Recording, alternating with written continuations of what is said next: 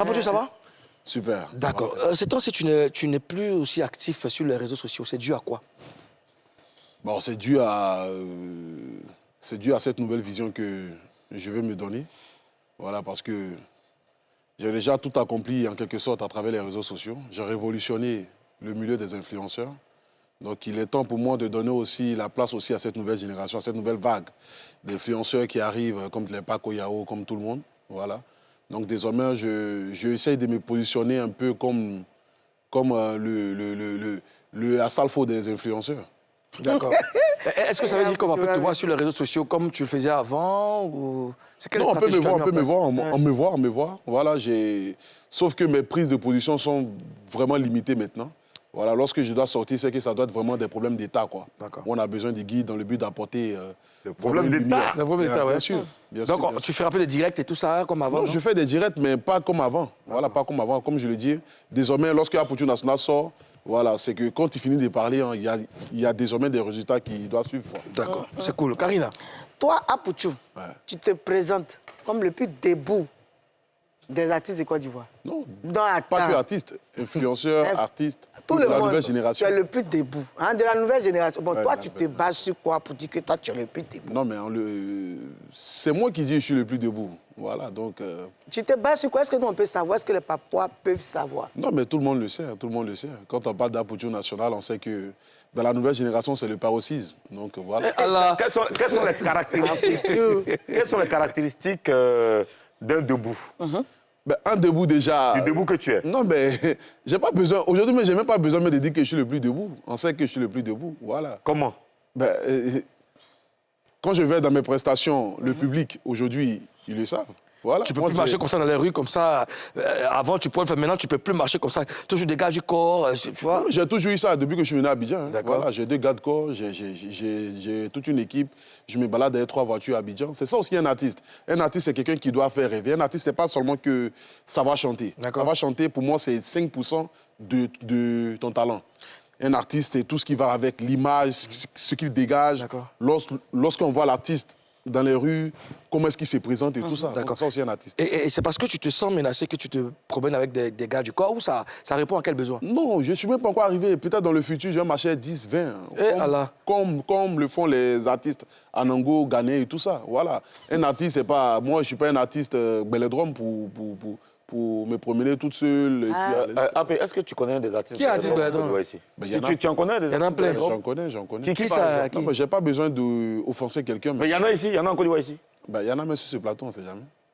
On ne sait jamais, ouais. Bon, je sais qu'il y a une idée, à part toi, il y a 3 artistes. Tu parles de Jojo, c'est Jojo qui est le seul artiste à l'actualité. Non, attendez. Bon, Jojo dit, c'est pas lui, donne.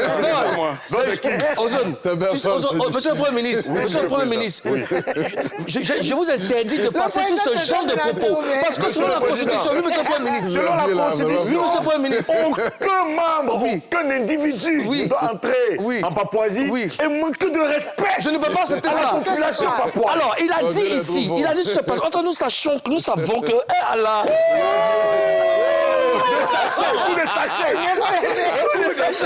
Nous savons que sur ce plateau, le seul artiste en activité, c'est Jojo le Barbu. Et Apouchou National. Nous sommes des animateurs. Non, nous sommes des animateurs. Bon, Karina vient à la Non, en ce moment, ici, non, ici, c'est pas Karina Style, la chanteuse. Tu peux lever la Non, c'est ce que j'ai dit.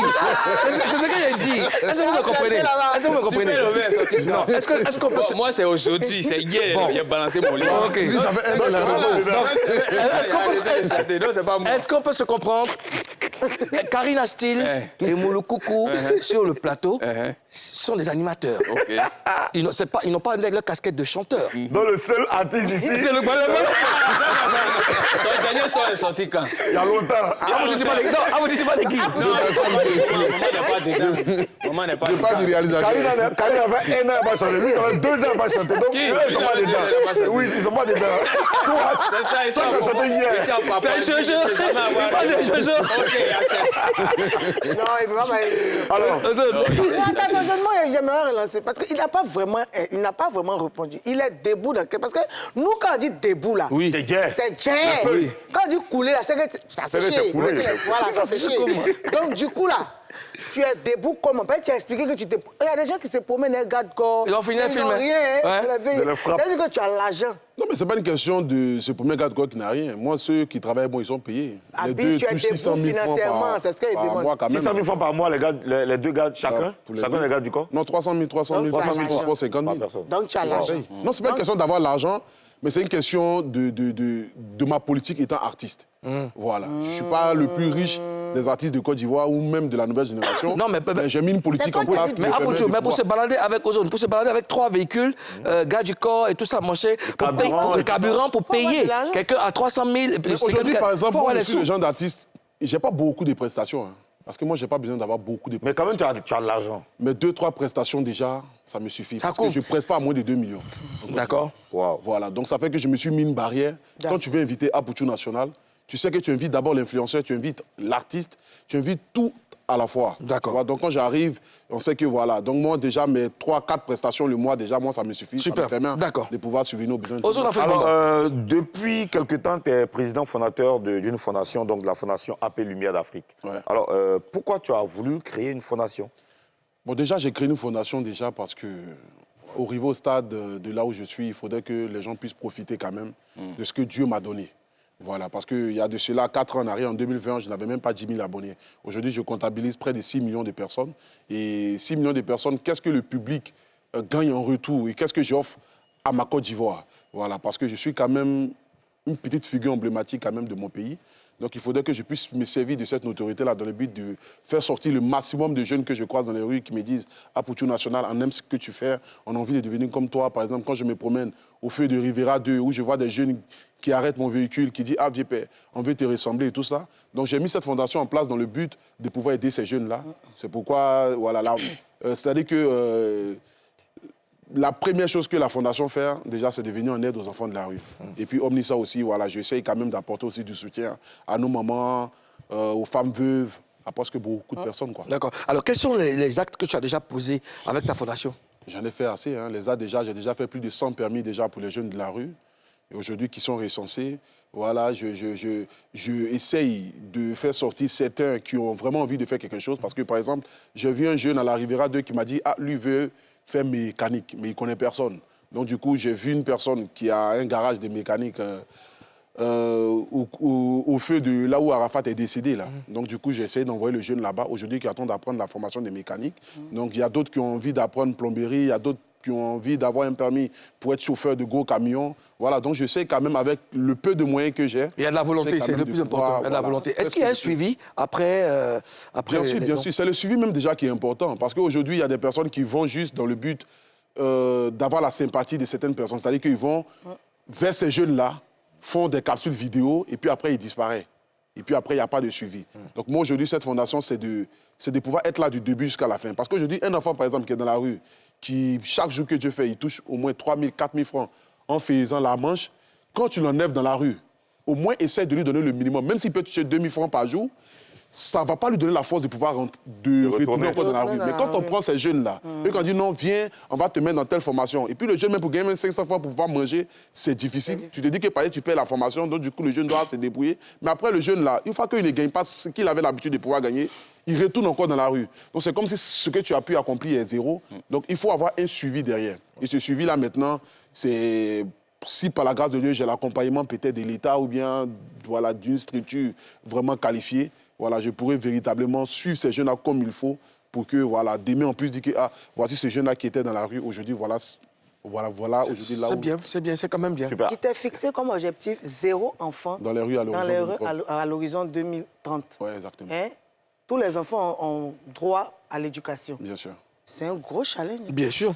Non, mais c'est un challenge qu'on peut réussir. Voilà, parce qu'aujourd'hui, la Côte d'Ivoire est un pays très émergent. On ne peut pas dire que nous faisons partie aujourd'hui des pays les plus promoteurs en Afrique. Et puis, se promener dans les rues à des heures tardives, voir des enfants à 22h, à 23h, demandant 100 francs, 200 francs au feu, à des feux, pour moi, voilà, ce n'est pas l'image de la Côte d'Ivoire que nous voulons montrer à l'extérieur. Attends, 2024, 2025, 26, 27, 28, 29, 30. Non, et quand il dit à l'horizon 2030, ça veut dire qu'avant 2030 même. Bon, donc 6. Donc dans 6 ans. Dans 6 ans, il faudrait plus qu'on puisse avoir aucun enfant, parce qu'aucun enfant ne doit être même... Mais tu sais que même le gouvernement, enfin, je pèse mes mots, hein, même le gouvernement peine à sortir ses enfants de là. Est-ce que tu as les moyens nécessaires pour réussir en 5 ans? Au fait, ces jeunes-là ont besoin d'un repère, ont besoin d'un leader. Tu vois, le gouvernement, quand ils vont la plupart du temps vers ces jeunes-là se disent que ce n'est pas des biens politiques. Ouais. C'est-à-dire que c'est par rapport à avoir quelque chose. Mais quand ils ont un jeune ou un artiste ou Karina Steele qui a un parcours inspirant, qui va vers ces jeunes-là, qui parle aux jeunes-là, les jeunes écoutent plus qu'un homme politique. Donc, du coup, il y a une facilité à pouvoir faire sortir ces jeunes-là dans la rue quand ce sont des personnes pour qui ils ont beaucoup d'admiration, tu vois un peu. Donc aujourd'hui, moi, ma politique, c'est de pouvoir faire des caravanes dans tout le pays, dans tous les endroits où on peut trouver ces personnes-là, éduquer aussi les parents, parce que la plupart de ces jeunes sont envoyés par les parents. Moi, j'ai remis une somme de 1000 francs à un enfant de 5 ans, mais je voulais voir où l'enfant de 5 ans là allait partir avec l'argent. Mais tu vois que je vois la direction de l'enfant qui tourne vers le GPS va donner ça à sa maman qui est assise. Ouais. Donc, du coup, je vais voir la vieille pour dire, mais la vieille, mais tu fais quoi? Non, qu'elle est quittée à Bobo. Vraiment, c'est chaud si elle. Donc, du coup, quand elle-même va là, on ne lui donne pas. Donc, elle envoie l'enfant, on donne par rapport à pitié, par rapport à l'enfant. Donc, du coup, il faut éduquer les parents pour dire aux parents... En tout cas, c'est de très grands projets. Moi, Est-ce que Apoutou n'a pas des ambitions politiques par hasard? On ne sait jamais. On y va avec... Non, il faut répondre à ça. Pas ça. Est-ce que tu n'as pas des ambitions politiques? Non, la politique ne fait pas partie de... Parce que la politique, au fait, ça va rétrécir un peu voilà, ta force de frappe, ta communauté, puis ton approche.